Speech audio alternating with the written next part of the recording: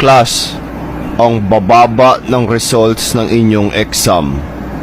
Wala akong magagawa kung di ipapa-retake ko kayo ng exam. Ay, magpupuyat na naman. Magre-review ulit. Yung ibang parts ng exam, hindi naman natin yun na-discuss eh. Kaya nga, sobrang advanced, pang higher year daw yun eh. Tapos yung mga na-discuss natin, wala sa exam. Hindi naman kasi talaga kasya yung oras sa ganong klaseng exam. Sana all hindi kasya. Tyron, grabe Sir? ka makareklamo ah. Wala naman akong sinabi, sir. O, di ba? Narinig niyo yun, class? Nagreklamo na naman. Uy, Tyron, wag ka nga puro reklamo. Alam mo, Tyron, sa totoo lang, wala kang karapatan magreklamo.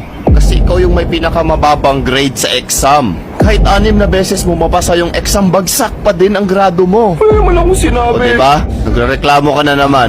Okay, class, get 1/4 sheet of paper dahil may nagrereklamo ang isa sa inyo. 1/4, sir? Tyron, ano ba yan? Grabe, o, dinamay